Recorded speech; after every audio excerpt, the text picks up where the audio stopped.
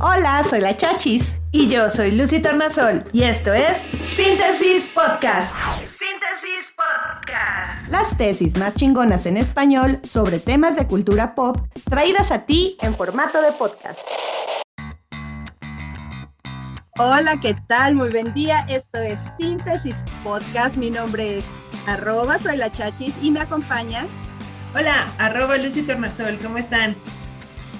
Bueno, yo estoy muy bien y bueno, acá tenemos también a una invitada especial. Estoy yo muy contenta de que podamos empezar este primer episodio, este episodio piloto, en el cual pues el tema me llama muchísimo la atención y es algo que pues yo creo que traje yo a colación debido a que me pareció un mundo interesantísimo y el cual pues me llegó gracias a Cindy, alias Chindy, @ChindyAlo, que bueno, yo le iba a presentar como una buena amiga, pero ella me dijo que la presentara como una mala amiga, entonces les presento a Chindy, mi mala amiga. ¿Cómo estás, Chindy? Oli, muy bien, gracias. Y bueno, hola, pues, Chindy. Hola. Oli, Oli. Ahorita muy seriecita, muy calladita, pero bueno, vamos entrando a materia. Este tema de hoy, tesis de fanfiction. Pero antes de que Cindy se presente, voy a estar diciendo Cindy y Chindy, las dos me salen por ahí, pero antes de que Cindy nos hable cómo llegó a este mundo, cómo sabe de este tema y pues todos los chismes que nos va a contar al respecto, yo quiero leerle un pedacito de texto, una cita, como detonador, a ver qué opina nuestra querida invitada de lo que tenemos aquí. Empiezo la cita. No sé, siento que es leer en partes de la historia que no son relevantes. No añaden nada y para ser honestos, ni escriben bien, porque son más bien los adolescentes que tienen tiempo para eso, creo yo. Y luego, porque empiezan a hacer parejas entre los personajes como si fuese una orgía. Hay mucho crossover en tendencias sexuales, casi siempre es eso. Y termino la cita. ¿Qué piensas, Cindy? A ver, antes de decir qué es el fanfiction, ¿tú qué piensas de esta humilde opinión del fanfiction? No, pues, wow. Pues se nota que es alguien que tiene muchos malos prejuicios, que no sabe de fanfics, porque yo hace mucho que dejé de ser adolescente y la mayoría de las que conozco ya no lo son y escriben muy bien. Hay cosas que tiene razón, pero no por eso son malas. Lo dice como si fuera algo malo. Sí, ¿qué tienen de malo las orgías? O #orgy. Oye, no llevamos ni 5 minutos de programa, ya estamos haciendo #orgy. ¿Tú qué opinas, Lucy? A ver, todavía no quiero decir ni preguntar qué es fanfiction. ¿Tú qué opinas, Lucy, con lo que has investigado al respecto? Bueno, creo que es efectivamente como dice Chindy, o sea, se ve que hay muchos prejuicios. Yo me considero neófita en el asunto, si no fuera por este emocionante proyecto que empezamos, el podcast. La verdad es que no hubiera conocido tanto tanto comillas el tema, para quienes nos estén escuchando. Pero creo que hay que tener esa apertura a un mundo nuevo, que es precisamente para mí el mayor aporte del fanfic, que es sacar del contexto a los personajes de una historia literaria o de un universo, que bueno, ya platicaremos más adelante, pero podemos hablar de cómics, de libros, de películas, etcétera, y cómo podemos crear un nuevo universo. Y bueno, que una de las partes o uno de los temas sí puede ser el ámbito erótico o el ámbito incluso homosexual, pero bueno, o sea, creo que hay mucho que aportar y bueno, eso de que no escriben bien, pues en cualquier género vamos a encontrar a personas, autores y autoras que no escriben bien. Y que son hasta vacas sagradas, ¿no? Ups, ay, lo dije. Hola, saludos. Saludos, doctoras saludos y doctores. Doctoras y doctores que no escriben bien. A los que escriben bien también les mandamos otro saludo. Y saludos a PhD Castañeda, luego se los presentamos. PhD, luego platicaremos de PhD Castañeda, pero saludo a todos los PhD Castañeda que sí redactan padre, a todos los tesistas que se echan su buena bronca de redactar bien, les agradecemos mucho, y por eso también, bueno, lo remarco porque más al ratito vamos a hablar de la tesis que elegimos para el tema de hoy, pero ahorita nos vamos a ir al chisme. Entonces, Cindy, ¿por qué empezaste en este mundo del fanfic? ¿Qué es el fanfic para ti? Uy, Pues para mí el fanfic es como ya algo bien romantizado, es como mi salvavidas de hace muchos años y empecé en la secundaria, pero sin saber qué era el fanfic. O sea, yo empecé como escritora de Harry Potter y no sabía que lo que yo hacía era un fanfic porque ni tenía internet, todavía no tenía todos esos accesos y ya fue hasta la universidad, o sea, en la prepa ya sabía que era un fanfic, pero no era como una lectora tan ferviente. Fue en la universidad cuando ya entré de todo y de lleno y me ubiqué. Yo diría Pues que, sí. que le está dando un poquito de razón aquí a la cita, a la opinión que dijo la Chachis, porque empezaste en la Que no es mía, no es mía. secundaria. No, a la que nos compartiste anónimamente. Saludos a la persona anónima que sí sabe quién es.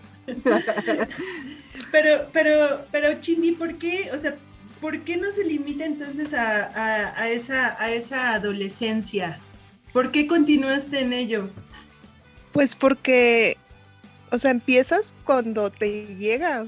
Yo llegué, sí, en la adolescencia, efectivamente, pero, por ejemplo, una de mis escritoras favoritas me lleva más de 10 años, es una amiga muy querida, que ella cuando ya escribía tenía hijos y ama de casa, y así hay varias, entonces puede ser a cualquier edad. A mí me tocó, por suerte, tan chica, pero hay gente que a los 40 empieza a leer y a escribir. Sí. Oye, pero a ver, es que no hemos dicho que es el fanfic, a lo mejor ahorita ya con el contexto que estamos dando van a decir, ha de ser una práctica sexual. No es una práctica sexual, puede serlo una alternativa, pues, pero entonces, qué emoción. Y digo sexual para que no me vayan a censurar luego. Entonces, a ver, ¿qué es el fanfic? Defínemelo. ¿Qué es? ¿Yo?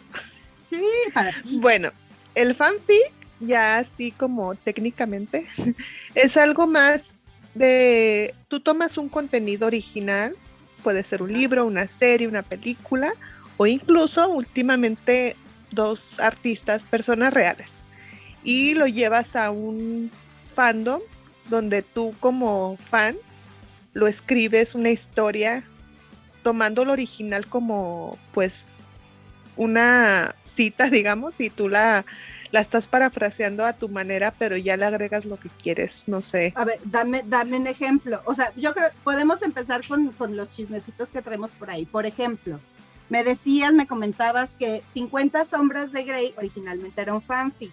Así Entonces es una historia que fue creada a partir de ¿dónde? De Crepúsculo. O sea, yo nunca leí Crepúsculo, pero sí sabía que esta historia así nació.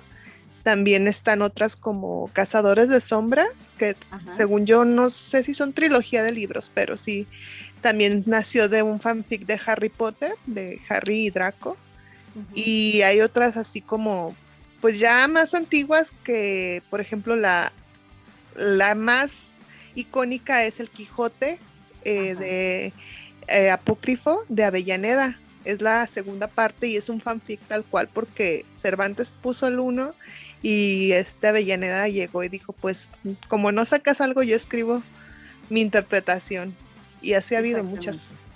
Sí, entonces es un fan toma una obra que le gusta, la lee y de repente dice esta parte no me gusta, creo que esta le podemos dar seguimiento, voy a hacer una precuela y el mismo fan escribe y crea, me imagino respetándonos el universo, ya de eso veremos si alcanzamos a hablar, pero escribe otra historia. Entonces estas historias pues no es con el afán de venderse ni a lo mejor tampoco es publicarse, pero es como pues un ejercicio creador que hace el fan frente a la obra que le gusta.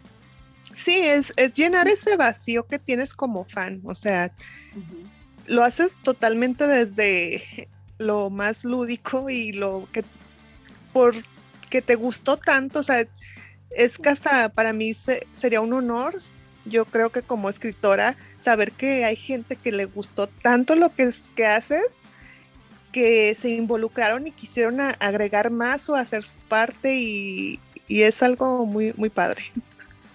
Yo quiero ponerme el monóculo Sí. Y citar, Monóculo.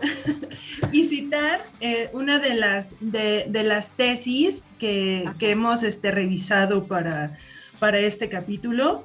Y bueno, revisamos la tesis de Cindy García Bustamante, que en la que nos habla un poquito del contexto, del origen de la fanfic. Y a mí se me hizo muy interesante que ese origen histórico le remonta al siglo XIX, me vuelvo a poner el monóculo, y a la escritura hipertextual. Entonces, a mí, se me hace muy, muy padre como la evolución de la que estamos hablando ahorita, porque esta escritura hipertextual, pues realmente es una cosa como muy, para mí a lo mejor, o sea, muy estructurada en términos de redacción o de escritura, en el que, bueno, se dan libertades de hacer a lo mejor una especie de collage o de crear una nueva narrativa tomando partes de diferentes universos. Pero ya actualmente cuando hablamos de fanfic, estamos hablando precisamente de esto, ¿no? De cómo yo como fan de esta historia, fan de este universo, me hace falta, no sé si sea correcto, Chindi, corrígeme, pero, o sea, ¿qué tanto en relación con los autores les están diciendo, me quedaste a deber sobre esto, o me quedé con ganas de esto, y pum, ahí va mi redacción? Los de estos escritores de fanfics no solamente es como llenar vacíos en el canon, sino también, por ejemplo, decir, bueno, sí, tú me terminaste el libro aquí, pero yo quiero poner qué pasó 10 años después, o qué hubiera pasado si en vez de esto le cambiamos ahora sí como una máquina del tiempo un detalle y yo me imagino otro, o quieres terminarlo diferente y pues obviamente que le cambias todo al original. Exacto. Oye, y a ver, es que yo soy la que quiere siempre hablar de eso. ¿Y por qué entonces hay mucha orgía y tendencia sexual en los fanfics? A ver, cuéntanos. Bueno, de tu experiencia personal. Es que, o sea, no es de que haya en todos. Yo estoy en un área, digamos, donde es algo muy importante, pero no, o sea, yo creo que es por lo mismo de que como no lo escribes para una editorial, no lo escribes con el fin de que te publiquen, pues no hay censura. Entonces muchas personas que escriben es como, pues el sexo es parte de la historia y más si son historias de romance, o sea, puede ser de cualquier género, acción, suspenso y todo, pero si es romance, de que la idea original es de que pues dos personas se unen o terminan juntos o lo que sea, pues obviamente hay sexo, porque pues no. ¿Que no? Ajá, ¿por qué no? Porque pero no quiere decir que sea el tema original, o sea, el que todos los fanfics tengan que tener sexo, o sea, hay muchos que no tienen. Normalmente yo no leo esos, pero sí los hay. ¿Y dónde los lees? Bueno, hay diferentes ya páginas. Ahorita ya hay muchas nuevas que ya no, pues ya no soy un adolescente, pero las más icónicas y así como también hay vacas sagradas en las páginas web, es en fanfiction.net, fanfiction.net, esa, y en AO3, que es de nuestro propio archivo, bueno, la traducción, son los demás hay, pero por ejemplo ahorita que está de moda es el Wattpad, que ese sí es casi 100%, bueno, un 89 adolescente, y ese sí tengo muchos problemas. ¿Por qué? A ver. Ay, es que los chismes de ahí sí están fuertes. Ahí sí se da mucho el plagio. Y de hecho, Wattpad tiene algo que no se había dado, y esto sí es como la nueva tendencia en fanfics, que ya hay muchos que escriben y con el fin de que se les pague. Ahí sí hay una opción de que si quieres leerme, o sea, sigue siendo un fanfic, me tienes que pagar. No todos son así, pero sí hay eso, y ya han sacado de ahí libros originales. Entonces, como que yo creo que las mismas personas del internet, los meromeros, se vieron que pues era algo que ya existía hace mucho, que había muchísimo pues de dónde sacarle un gran nicho, y pues dijeron hay que meterle dinero para que ellos saquen y nosotros sacar más. O sea que sí hay bastante público, porque aunque nos dices que es de nicho, pero la verdad es que, o sea, estamos abriendo, o sea, yo decía, no lo conocía, sabía que existía, pero es impresionante la cantidad de personas que hay. Y como dices, o sea, sí predominan en algunos lugares adolescentes, pero hay de todo, ¿no? Y Sí. y en cuanto a escritoras o escritores, ¿tú cómo lo ves? Ahí podemos hablar de que hay más hombres, hay más mujeres. Bueno, yo donde estoy, que es digamos, es el slash, que se Ahorita digo refiere por qué me río, porque sí, temas larguísimos de conversación. Sí, mira, yo estoy en el slash. El slash es lo que se refiere a relaciones homosexuales, dos hombres gays o bisexuales, lo que sea, pero son dos hombres juntos y ahí digamos que sí es fácil, un 90% mujeres heterosexuales las que escriben y leen este género. ¿Por qué? Pero a ver, explica más el slash, porque ahorita suena Ok. como, bueno, es de homosexualidad y ya, pero no es o sea, no es que tomes una obra original con tema, no sé, LGBT y la sigas o la continúes, sino que consiste en que agarras, como me lo has explicado Sí. o lo entiendo, dos personajes masculinos y los relacionas románticamente, aunque en la obra original no sea así. Claro. Cuéntanos de una. Pues mira, mi favorita es Misma. de Harry Potter, es Harry Potter y Draco Malfoy, Ujú. que es el Drarry, porque también de ahí vienen los nombres de las parejas, eso de que se usaba mucho en los artistas, viene de los fanfics, ¿eh? No crean que es algo que se inventó TV Notas o eso, no. Unir los Sí, nombres, me estás eso diciendo viene que de unir los los fanfics. nombres viene de fanfic. Ah, qué cool. Sí, o sea, el Drarry es el Draco y Harry en Harry Potter. Está el John Locke, que es de Sherlock Holmes, de Sheldon y John. Están, por ejemplo, el Destiel, que también amo el Destiel, que es de Supernatural, de Dean y Castiel. Estuvimos, sí, también Sí, hablando. y Hay muchos chismes. O sea, Revisen nuestras redes sociales, vamos a soltar los chismes de sí. de Y en esos tres ejemplos, en ninguno de los tres, en el canon, llegan a ser parejas. Sobre todo en Harry Potter. En Harry Potter es donde ni siquiera hay como una, así que le dicen el baiting o algo así, de que nomás los escritores, autores te hacen como que va a pasar algo y al final no y hasta te enojas.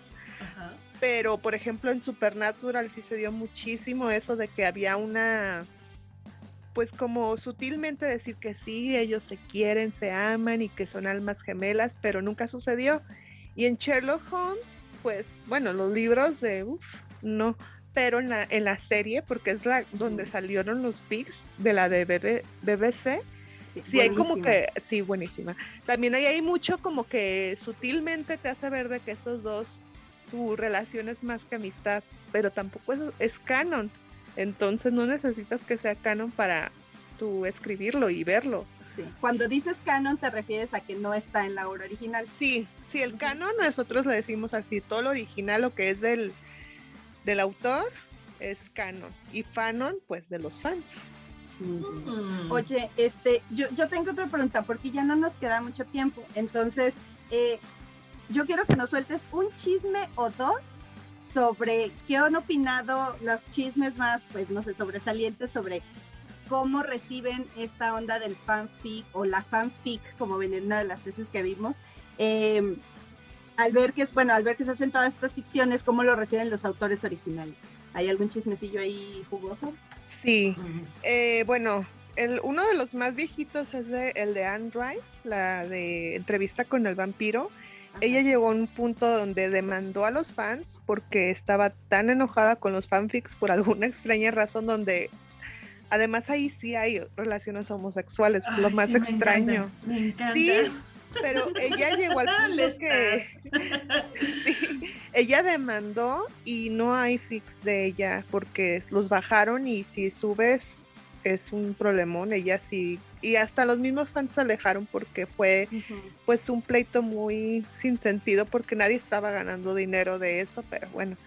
Y en Harry Potter, ay, esta señora que para mí Harry Potter no es escrito por Rowling, o sea, yo hago un stand aquí de que yo no estoy de acuerdo con esta mujer transfóbica. Saludos si nos está escuchando la señora. Hey. A bottle of water. Ajá, sí, saludos. Ella, en su tiempo de cuando estaba escribiendo las novelas, había hay todavía un gran fandom de lo que shippean a Harry y a Hermione. El Shippear quiere decir que los en juntan pareja. románticamente. Sí, es que yo sí, ya... Hay un glosario, sí, perdón. De Sí, hecho, en las tesis también que les vamos a platicar, viendo los glosarios, y pues de pronto ahí en redes sociales también les pongamos algunos de los términos del fanfic. Perdón, continúa. No, está bien. Ella, cuando se dio cuenta que había un gran fandom shippeando a Harry y a Hermione, y que pues el fandom era de que escribir, y aseguraban que iban a terminar juntos, ella se enojó, o sea, en vez de tomarlo, bueno, pues sí, no es así, yo no estoy de acuerdo, fue y les dijo así en una entrevista tal cual, son unas ilusas, o sea, usó esa palabra y pues fue ofensivo, y aparte de una manera como que reiteró a los que estaban en contra de ese fandom, porque estaban peleados los que eran como Hermione con Ron, eran los Romione, y Harry, Hermione y los Harmony. Entonces cuando se postuló de un lado y decirles ilusas, ajá, fue de que todos se fueron en contra de ese fandom, y pues fue muy triste porque son pues fans al final, y pues ya, o sea, esta mujer se volvió loca, pero bueno, después ya vimos cuando terminó la saga que ya traía problemas muy fuertes, la Rowling. Y bueno, que también ha estado en otros escandalazos de otros temas que no vamos a mencionar hoy, pero sí, es todo un caso con esa señora. Sí. Y bueno, ¿tú recomiendas la lectura de fanfics? Me imagino que sí, pero a ver, ahora mismo suelta tu comercial de por qué sí, por qué esos prejuicios no están bien, cómo entrar a este mundo, qué es para ti. Uh-huh. Yo creo que más que recomendar, siento que es una tontería negar que existe el fanfic, y o sea, como decir es que no está bien escrito porque no pasa por una editorial, pues, o sea, han leído Cañitas, está publicado. Y eso no es un argumento para mí, porque hay fics que son sagas completas, así de que te puedo mencionar ahorita. De mis favoritas en Harry Potter es La Alianza de Elena Dax, una española que escribió 7 sagas de su fanfic en 7 años, o sea, está prolífica, buenísimo. Y esta mujer es una doctora de letras y todas estas cosas, o sea, no pueden decir eso, pero por el mismo hecho de quererte divertir, incluso es como decir, pues no vas a ver una película cursi de estas de chick flicks porque son clichés y todo eso, pues sí, pero no quiere decir que eso sea malo, o sea, te da entretenimiento y sí, son escapes, no siempre tenemos que estar viendo cosas interesantes, también hay otras relaciones. Y sí lo hay, o sea, sí hay fanfics que tienen todo un universo y que es como leer El Señor de los Anillos, que también hay chip, pero sí, Frodo y Sam. Sí, bueno, los memes y memes obvio, de esa relación. Pero, o sea, hay de todo. O sea, si buscas algo malo, lo encuentras, buscas en una librería. O sea, no es una tontería nada más negarte por eso. Y lo recomiendo ampliamente de algo que te guste. O sea, si ya ves una película, una saga, no sé, Avengers, que yo soy súper fan, ahí vas a encontrar muchísimos fics de lo que sea, y vas a ver que hasta te puede despertar la espinita. Y mira que hablando de pues no sé, fandom o estas agrupaciones de fans, hecho de que se dice en México no se lee porque las editoriales no tienen registrada esa lectura, pero acá vemos que sí se lee y se escribe, pues no sé, también no es como interesante ver entonces que pues yo tengo otros datos y decir que bueno, pues yo a fin también. Sí, exactamente, pues es decir, pues sí se lee, sí se escribe tan a profundidad que hasta te hace el lujo de extender esas historias, ¿no?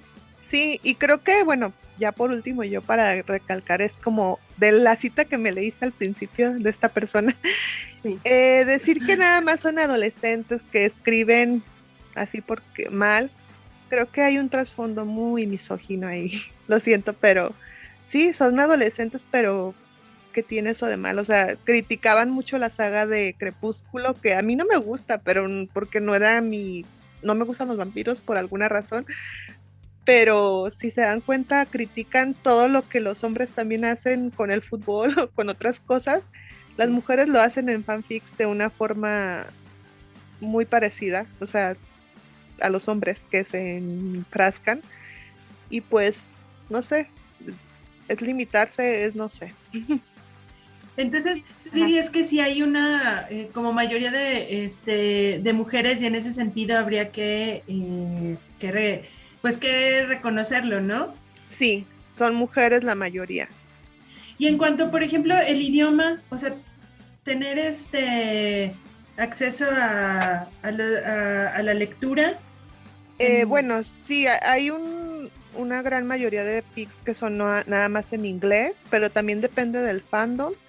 En el de Harry Potter hay un gran fandom en español, pero por ejemplo hay fics de telenovelas mexicanas, de por ejemplo un fenómeno que hubo hace 2 años de Aristemo, de una telenovela de Televisa, o sea, y obviamente el fandom es en español porque la telenovela es de aquí, pero encuentras de todo, o sea, si le buscas, o sea, en el mundo del fandom hay de todo lo que encuentras en una editorial, hay traductores, hay los que corrigen, que se llaman beta.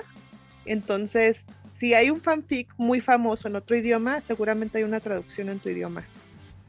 Wow, sí, claro, pues tiene que haber de todo, ¿no?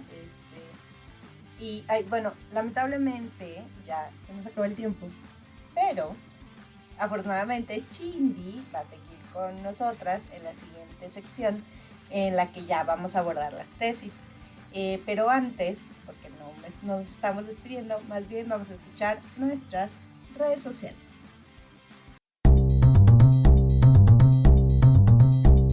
No olvides seguirnos en Twitter. Estamos como @síntesis_podcast. También puedes comunicarte con nosotros a través de nuestro correo electrónico que es podcastsíntesis@gmail.com.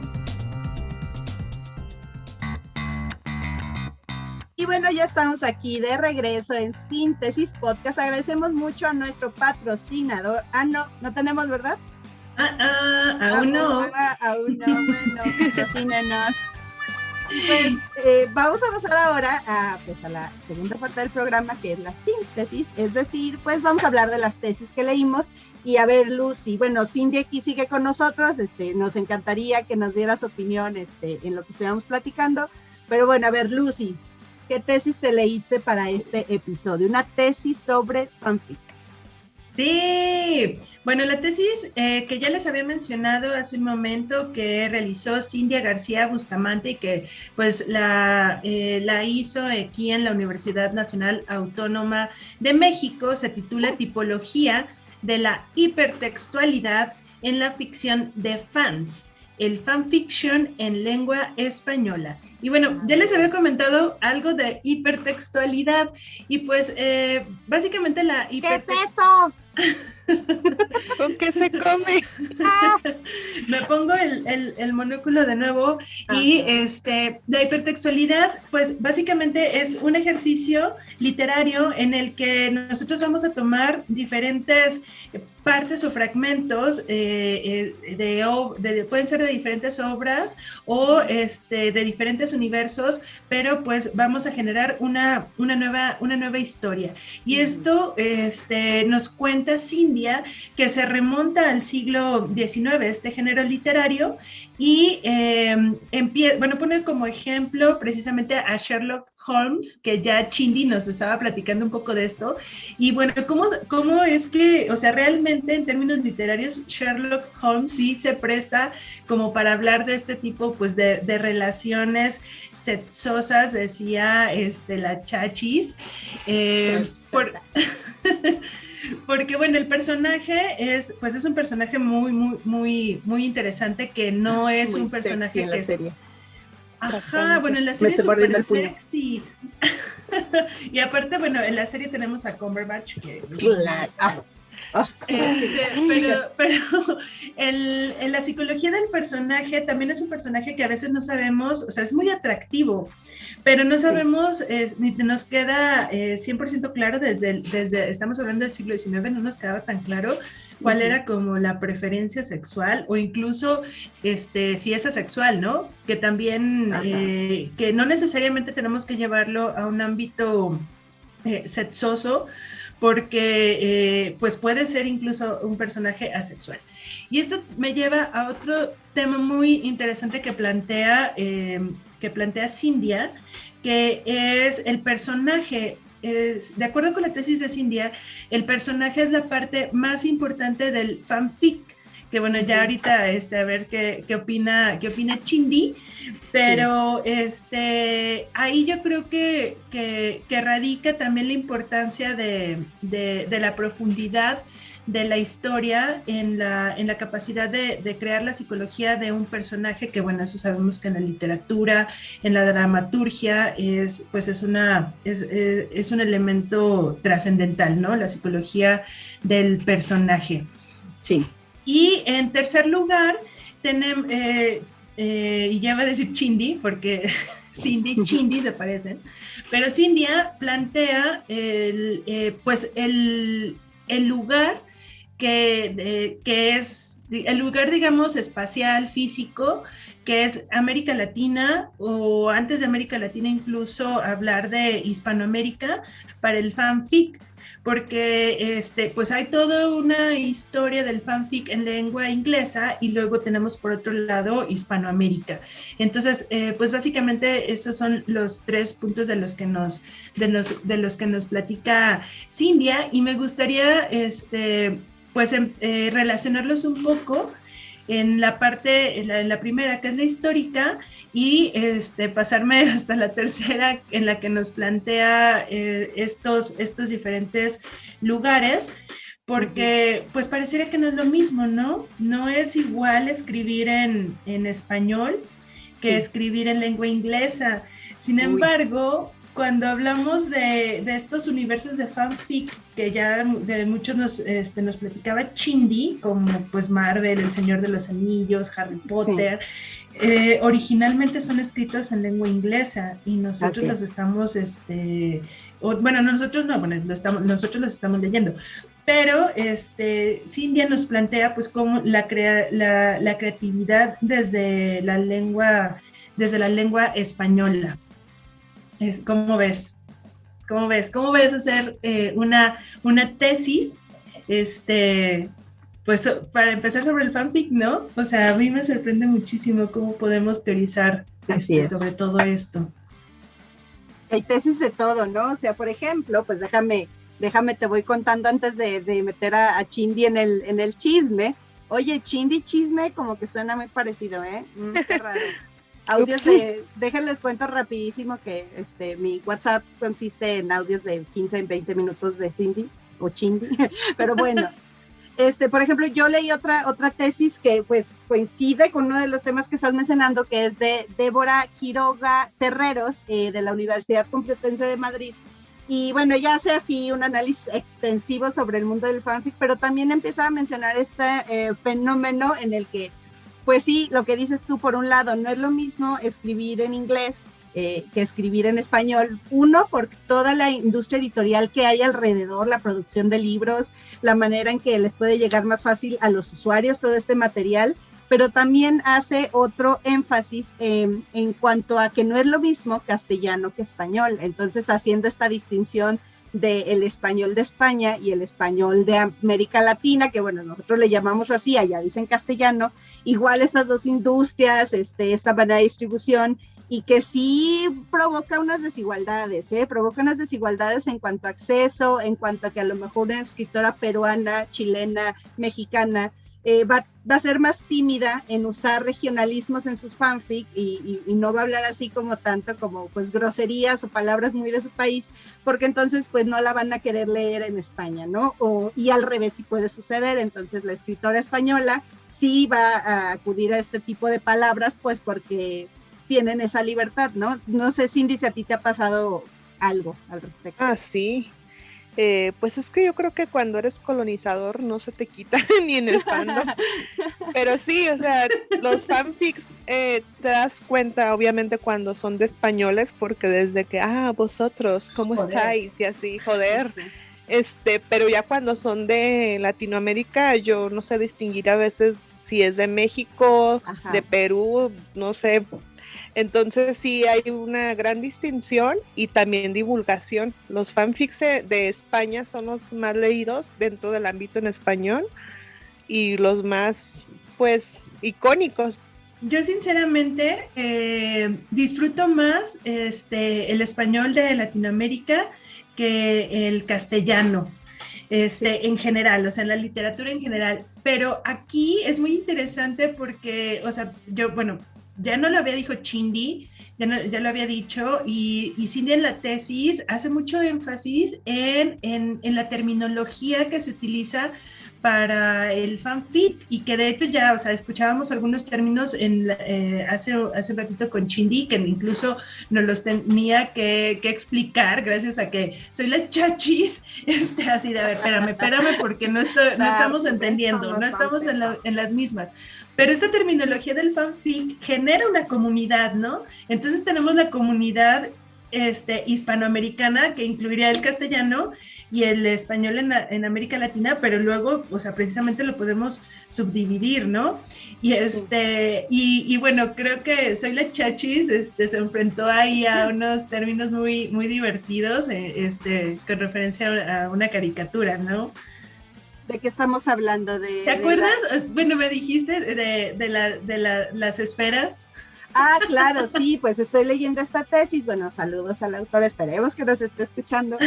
Pero sí, o sea, hay una aproximación que también es un fenómeno muy mexicano, o sea, el Spanglish o el uso de términos del inglés es muy común en México, y eso también se menciona un poco, no en esta tesis, pero sí es una realidad. El mexicano se siente muy cercano a lo mejor Estados Unidos y a su industria, que al revés no sucede, pero sí, estoy leyendo la tesis y dice, bueno, vamos a hablar de mangas, de mangas y de animes, y yo siempre dije, no, pues yo no soy una persona que consuma ni manga ni anime, entonces pues bueno, voy a entrar un poquito como con cautela, no sé, y de repente vamos a hablar de la bola de dragón, y dije, pues quién sabe cuál será ese, y qué bola de dragón, y bola de dragón, hasta dije, es Dragon Ball, ya, las esferas del dragón, las esferas, ya, sí, ya entendí, entonces pues es este fenómeno, ¿no?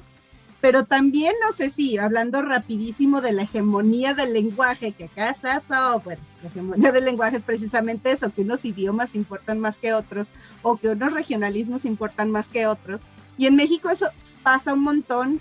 Cuando yo estuve viajando por Sudamérica, me di cuenta que todo el mundo sabía cómo hablaba el Chavo del Ocho, porque pues llegó hasta allá el Chavo del Ocho, y yo no era capaz como de a lo mejor citar regionalismos de otros países de Sudamérica, porque no llega bueno, ahora ya un poco más, pero no llegaban esos productos de consumo, ¿no? Y eso es precisamente también lo que dice que pasa en el fanfic. Bueno, uno que no ha cruzado más que los dos ríos de las fronteras, ¿verdad? Ilegalmente, pues no puedo. No, pero pues pregúntale a cualquier persona si sabe quién es el Chavo del Ocho en Brasil, en Colombia. No, sí, en Japón, en cualquier lugar, ¿no? O que conocen a las novelas mexicanas hasta, no sé, allá en Asia, o sea, sí es. Y eso pues es lo que llama pues la hegemonía cultural, ¿no? Que bueno, más bien se le llama el soft power, que sería como el poder suave a través del cual pues una cultura se mete a otra a través del entretenimiento, ¿no? Yo tengo algo que agregar ahí, porque sí, ahorita que lo analizo, y sí es cierto, por ejemplo, hablando de nuevo del sexo en los fanfics, es algo muy... Chindi. Es algo que me di cuenta ahorita, sí es cierto.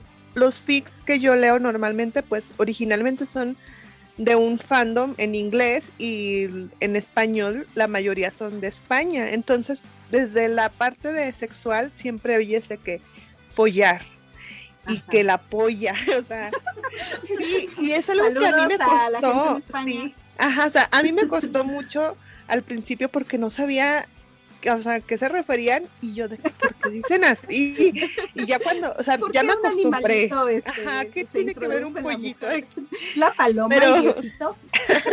Ya me acostumbré, pero por ejemplo, cuando ahora pasa lo de Aristemo, que les comenté hace rato, que es un producto mexicano, yo sí he leído fanfics y ahí sí las escenas de sexo es como totalmente de que están cogiendo y que el pene, o sea, y digo, el pene pues se llama igual en todas partes, o sea, en español no es como un regionalismo, pero ahí sí lo usan, o dicen el miembro, que es muy de acá de Latinoamérica, pero sí, o sea, los fics tienen esas y te acostumbras a los insultos de que joder, mierda, y que esas palabras. De leche, sí. Ajá, y entonces es como que no me había dado cuenta hasta qué nivel está esa, porque yo sé que hay escritoras que no son españolas y que para sus escenas, o sea, hablando de nuevo de sexo, que es ahí muy, muy notorio, usan la palabra follar, no usan coger porque saben que muchas lectoras son españolas y no van a verlo como ellas. Entonces, y eso, sí, perdón. Sí, hasta ahí llegó, o sea, de que ya las mismas de Latinoamérica usan ciertas palabras de que son del castellano. Y eso aparece en la investigación de Débora, o sea, ella dice precisamente eso, que la tendencia es que las escritoras hispanoamericanas pues van a, bueno, yo no sabía esto como el uso de palabras ya de España, pero sí buscar un español más neutro, porque pues necesito llegar a más audiencias, ¿no? Ahora, por ejemplo, acá Cindia, que también hace referencia a esta generación de comunidades a partir de la terminología, y bueno, no lo menciono tal cual, pero bueno, entendemos con lo que ahorita mencionábamos con los regionalismos, o sea, también hay que pensar que históricamente como fue transcurriendo el paso del tiempo y que pasábamos de la literatura hacia, no sé, el cine y luego a los programas de televisión, menciona, por ejemplo, la trascendencia de Star Trek para el fanfic, y después de la televisión, pues ya las series de streaming y la democratización del internet. Es decir, ya cuando tenemos el acceso a internet, que también Chindi nos mencionaba esto, ¿no? Cuando estabas en la secundaria, Chindi decías, no tenía el internet y no tenía todo este universo, pero actualmente sí. Entonces, eso también yo creo que ha favorecido lo que ahorita mencionaba, soy la chachis, de pues tener esta ya como pues conjunción, ¿no? De términos y pues sí, de terminología, básicamente, ¿no? Exactamente. Dice Chindi, sí, Chindi asiente con la cabeza. Perdón. No, está bien, pero fíjate, bueno, y también hablando un poco de esta como onda del internet, de las plataformas digitales, no las vamos a mencionar porque patrocínenos, no es cierto, bueno, Netflix, todas estas HBO, pues también en otra parte de la tesis de Débora, pues ella menciona sobre el fenómeno, pues estamos hablando del manga, se refiere a dos que bueno, que las personas de nuestra generación los conocen, que es Dragon Ball y que es Ranma y medio, y un poco también narrando cómo se llegó a hacer en Hispanoamérica y en España mucho, bueno, y también en todo el mundo, mucho fanfic sobre pues este tipo de contenidos que venían del otro lado del mundo, y también explica cómo es que llegó a ser tan popular y por qué se hizo tanta producción de fanfics, ¿no? Y para esto se refería a, perdón que mi gato está aquí cruzando por todos lados, y para esto se refería a, por ejemplo, a la estructura narrativa de Ranma y medio. Bueno, quienes lo hayan visto, no lo hayan visto, por ahí pueden googlear, pues era la historia de, si me acuerdo bien, yo se las cuento completamente. Pues tiene como una especie como de hechizo, Ranma, y cuando se moja se convierte en chica. Él es chico originalmente, digamos, no es chico, y entonces se moja y se convierte en chica, y su papá tiene algo parecido, pero el papá se convierte en panda. Entonces, pues básicamente de eso se trata, ¿no? De todas las aventuras que tiene Ranma, y todo lo que sufre, ahorita ya lo podemos leer cuando se convierte en chica, ¿no? Cómo lo acosan. Sí.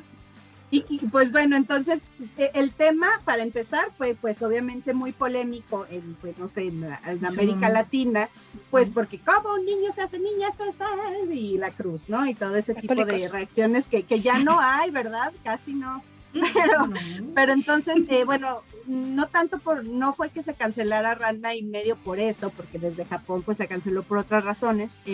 Ahí les paso la referencia de dónde saqué toda esta información, pero más bien, ¿por qué se volvió tan popular para los fanfic? Tiene que ver con que la estructura narrativa de Ranma no es la típica de Occidente, que es pues un héroe que está buscando algo y que tiene que ir hacia ello, sino que es un poco más dispersa, o sea, son capítulos que a veces no tienen que ver uno con el otro, en los que puede haber muchos huecos, y eso permite que pues los fans pues digan, a ver, yo quiero completar esta historia, que está faltando algo, y empezaran a crear todo esto, pero con una óptica occidental, es decir, sin conocer a ciencia cierta todos los conceptos y, no sé, códigos culturales, pues, pues de los japoneses, ¿no? Entonces, si hacían mención a lo mejor al ki, o hacían mención a lo mejor a incluso a las prácticas de coqueteo que en Oriente, o bueno, específicamente en este caso en Japón, son muy distintas a América Latina, pues entonces vamos viendo que la producción original de fanfic en Japón se enfoca en unos temas, pero luego en América Latina es hasta con esta y bésense, ¿no? Y así como que sí empieza a haber unos fenómenos en los que un mismo producto, que es pues, no sé, Ranma y medio, pues en América Latina se convierten todos contra todos, como decíamos en la cita del principio, pues la orgía, y pues en Japón se van por otros lados, más al desarrollo de personajes, más a profundizar un poco sobre las relaciones. Entonces ese es otro de los puntos que menciona pues Débora en esta tesis, ¿no? Muy interesante. Cabe señalar, bueno, más bien es una confesión, yo estaba así súper en crush con Ranma, era como de, ay, Ranma, quisiera ser Akane. Sí. Voy a hacer mi fanfic ahora mismo. Perfecto. Yo sí, de eso que dicen, o sea, por ejemplo, de las palabras, hablando del fanfic de aquí occidental, que es el que yo consumo, todo viene de allá, sí, y el slash, el género que consumo, viene del yaoi, o sea, en Japón se llama así el yaoi, que es chico y chico, pero que no nada más es una traducción de, pues acá también chico y chico, o sea, hay una diferencia si lees un yaoi, porque hay yaois de Harry Potter, y a mí no me gustan en lo personal, porque sí tiene estas tendencias orientales donde hay muchos clichés, que yo sé que a ellos les gusta, y no estoy acostumbrada, y sí hay una comparativa, un paralelismo, pero sí con sus propias referencias culturales, y está muy interesante. Súper, súper. Oigan, ¿qué creen? Que ya se nos está acabando el tiempo, y para cerrar súper rápido, nada más quiero decir que, bueno, no sé en la conclusión de la tesis que leíste tú, pero en esta de Débora, pues sí dice que el fanfic es una forma de reivindicarse frente a toda una estructura de poder, en tanto editorial, económica y de consumo cultural. Entonces invita un poco a que quienes se dedican al fanfic lo tomen así, con esa seriedad de lo que es, para que pues lo vean como un escape a todo lo que se les quiere imponer desde arriba en la industria cultural. Bajo el sistema. Yay. Sí. Lucy. Pues acá, Cintia, lo que sobre todo a mí me gusta la parte en que rescata esta cuestión histórica, porque creo que reivindica mucho el papel de los escritores y escritoras, la libertad que tienen precisamente frente a todo este sistema al que hace referencia Chindi, y que no es nada superficial. O sea, hay toda una tradición y un sustento literario y cultural frente al cual se están levantando, frente al Neo Cid, frente a los ¿cómo se llaman? Que los cantares, sí, bueno, exactamente. Ajá. Incluso, o sea, podemos pensar en contra los molinos, ¿no? Del Quijote. Creo que esa es la idea, sería la idea actualmente. Y todo va ligado, qué curioso, ¿no? La Biblia es un fanfic. Sí. Uy, cuántas declaraciones. Y se han hecho más fanfics de la Biblia. Si quieren saber por qué cada misa es un fanfic, no se pierdan el hilo de Chindialo, que nos va a soltar en Twitter al respecto. Y la estoy obligando. Excuse me. Y pues ya, pues con esto vamos cerrando esta sección. Todavía nos falta una sección más en la que Yami, imagínense de lo que nos va a estar hablando. Bueno, un poco introduciendo a lo que va a ser Yami en este podcast. Ella nos va a estar preparando cápsulas desde estudios de las ciencias duras, ya no tanto desde las humanidades como lo estamos haciendo, que tengan que ver con el tema. Y para el episodio de hoy, pues Yami se encontró por ahí un paper o bueno, un artículo en el que se habla sobre el proceso de, ¿cómo se llama? Se me fue el nombre. ¿Duelo? Duelo. Estoy pensando en la palabra en inglés, I'm sorry. En el proceso de duelo que se tiene cuando un personaje de una saga o libro o serie se muere. ¡Ay, no! Que a todos nos ha pasado seguramente, sí. Y pues ella nos va a hablar desde la ciencia, entonces está súper interesante. Y pues bueno, Cindy, Chindi, @chindialo, muchísimas gracias por tu participación. Gracias, Chindi. Gracias a ustedes, me divertí mucho y mucha suerte con este inicio de gran proyecto. Eres la madrina, ¿dónde está nuestro champán? Se los debo, pero sí para cuando vayan. Perfecto. Y bueno, yo soy la Chachis.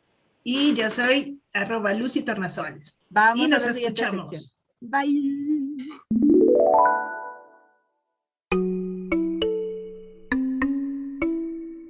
Ciencia y unicornios con Kurumi.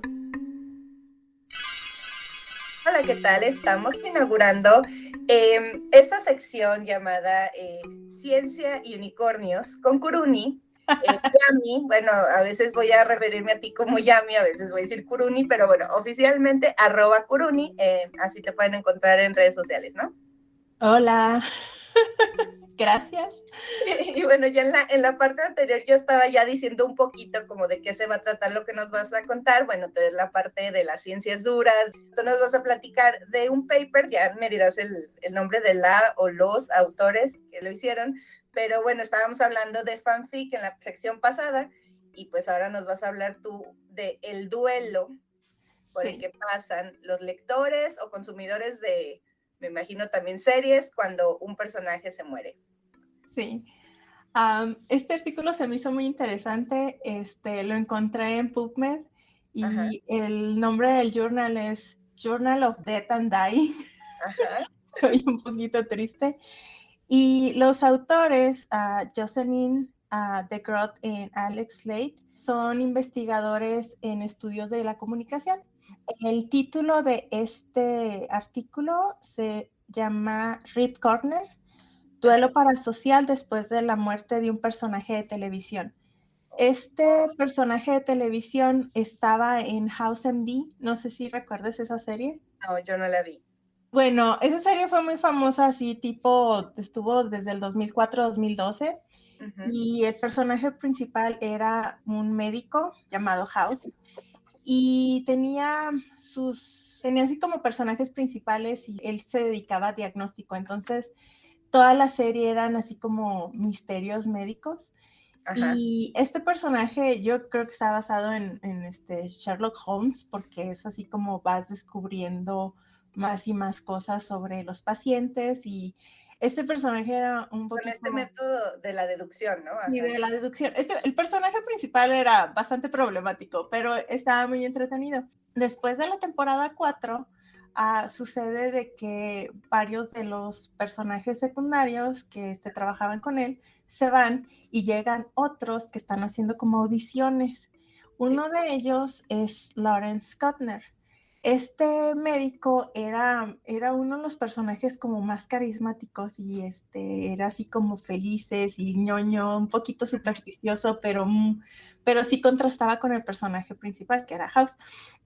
En el episodio 20 de la temporada 5, este personaje se muere, se suicida, y en el capítulo House está súper seguro de que alguien lo mató, porque como él es muy inteligente y no vio signos de depresión en él, seguramente alguien lo mató. Así era este personaje.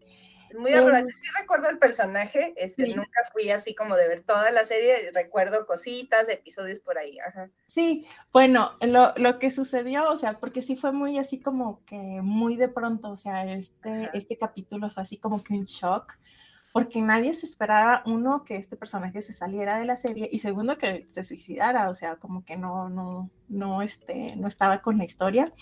Sí. Lo que en realidad sucedió es que el actor Kal Penn dejó la serie para trabajar en la administración de Obama, o sea, consiguió un trabajo muy padre en la Casa Blanca.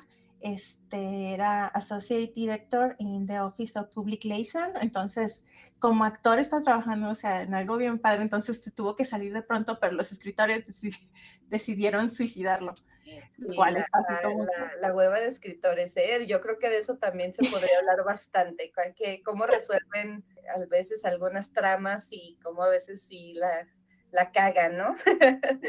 Bueno, entonces está muy interesante el caso. La cadena Fox, que era quien tenía quien producía esta serie, puso al final del capítulo un link a una página en memoria del personaje que tenía un link a Facebook. Entonces, en Facebook,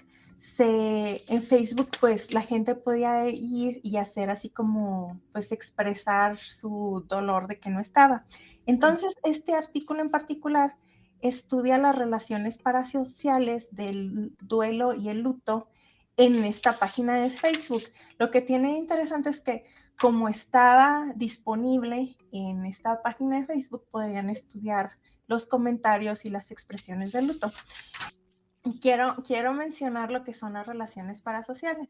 Las relaciones parasociales se definen como las relaciones que son unilaterales, que tiene un espectador con un personaje mediático. Esto fue descrito por primera vez en 1956 por Horton A. Wool en la revista Psychiatry.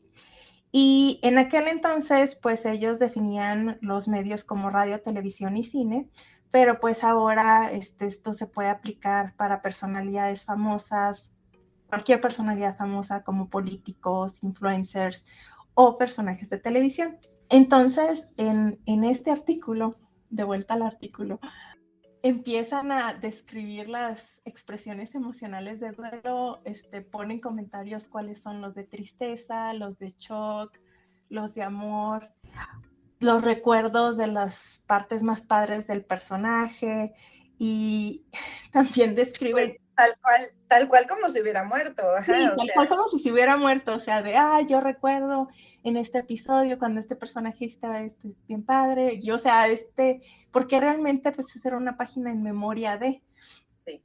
Ponen algo que dicen que no está descrito como duelo parasocial, que no está en las características como tristeza, etcétera, que es la confusión, porque sí hubo gente que pensó que se murió el actor, o sea, que llegaba ahí y pensó que realmente el actor se murió, lo cual es completamente diferente a lo que pasa pues en una página en memoria normal.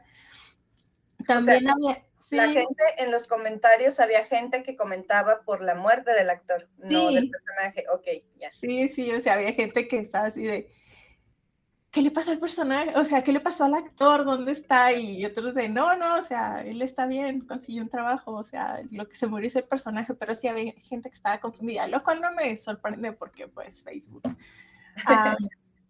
También había otras personas que estaban abogando por el personaje, y esto siempre pasa, que se muere alguien y es de, no, ¿por qué mataron a este personaje? Hubieran matado a este otro y otro y otro, y empiezas a listar los que no te gustan de la serie, de verdad. Pero sí, el artículo menciona que la confusión es una de las cosas que no suceden en una página tributo normal, porque pues si se muere alguien, se murió. Sí. Y también que la página sí era un tributo, y que se puede comparar con lo que sucede con otras páginas que sí son en memoria de personas reales que fallecieron. Entonces, es un artículo cortito, se me hizo muy interesante, y volví a verla, el capítulo donde se muere. Yo no sabía que esta había sido la razón por la cual mataron a Kuttner, pero se me hizo muy padre, y se me hizo sobre todo interesante cómo algo que sucede, yo creo que ahora es más común, o sea, que con las redes sociales, que la gente expresa pues realmente duelo parasocial cuando se muere un personaje, o sea, en películas, en series. Ahora con lo de los Avengers, o sea, fueron películas que sucedieron por años y años y años y años. Entonces, las series que están ahorita en Disney Channel siguen hablando sobre la muerte de otros personajes y hay gente que sigue sintiendo eso. Eso es lo que le llaman ruptura parasocial en este artículo. Se me hizo muy interesante porque yo no sabía que tenía un nombre psicológico de esto que sucede con los medios, pero me gustó, se me hizo interesante. Pues bueno, yo creo que sería como una buena oportunidad también preguntarle a nuestra audiencia si han pasado por a ver, ¿me puedes decir el nombre otra vez del término? Duelo parasocial o luto parasocial. Si han pasado por este duelo parasocial, luto, me imagino que también en literatura, o sea, yo creo que sí, como tal, pues no es siempre ha existido, pero pues gracias a la magia de las redes sociales, pues es que fue posible documentarlo, ¿no? Ajá. Entonces, platíquenos cómo lo han vivido ustedes. Sí, que nos platiquen cuál ha sido el personaje que se ha muerto, que les ha dolido más. Sí. Como Dios. No me acuerdo de ninguno, pero sí me acuerdo que cuando vi este capítulo yo sí estaba así como que en shock, no lo podía creer. No, yo no dije, ¿por qué lo matan? Él era muy feliz. Claro, te involucras emocionalmente como... Sí. Pues sí, ahora sí, bueno, ya no sé si hay ya más estudios al respecto, pero sí estas afecciones emocionales, cómo pudieran, no sé, marcarnos a largo plazo, ¿no? O sea, también sería muy interesante de ver, seguramente hay muchos estudios. Ahora, bueno, tú te enfocaste en precisamente, pero justo también tiene pues todo la relación y el sentido con el tema del fanfiction, que es precisamente como personas que disfrutan de un contenido, digamos una serie, una película o hasta libros, se involucran de tal manera que pues quieren formar parte de y forman sus propias historias, llenan sus propios vacíos, y a lo mejor hasta resuelven duelos, ¿no? Me imagino que de todo ha de haber. Exactamente, porque sucede mucho en historias, ya sea películas, series, así, de que hay partes que no se explican y llega alguien que no, le voy a dar mi explicación porque no me puedo quedar así. Yo vi una serie de videos cuando se acabó Game of Thrones y alguien dijo, no, voy a así como que borrar la última temporada y voy a explicar así, voy a darle una explicación alterna a todo porque no me gustó el final. Y es válido y está muy interesante y se me hace así como que algo bien creativo. Y es una creatividad que viene de nuestras emociones, o sea, de nuestra relación con los personajes, con los actores, con personas, con ahora hasta con influencers. Claro, y esa creatividad es muy adaptativa, o sea, es porque también el fandom se puede poner intenso, entonces,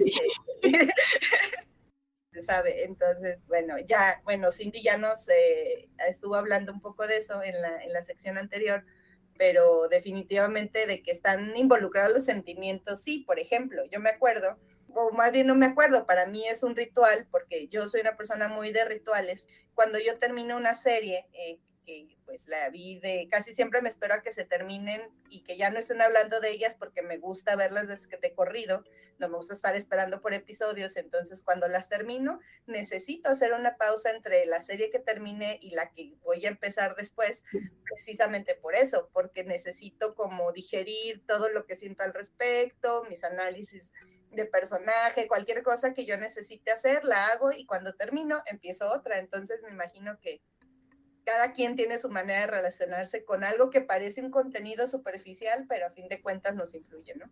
Exactamente. Yo también hago lo opuesto. Antes de empezar una serie que sé que me va a involucrar emocionalmente, me espero a tener cucharas para ponerle corazón y atención a nuevos personajes, porque sí me involucro, o sea, sí.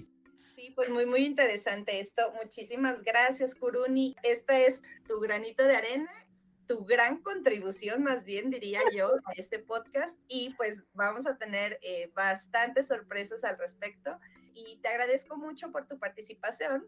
Ya nos veremos en el próximo episodio. Gracias por invitarme, muy contenta de poder participar. pues también muchas gracias a todas las personas que nos escuchan y pues nos vemos en el siguiente episodio de Síntesis Podcast. Adiós. Próximo episodio, tesis sobre brujas.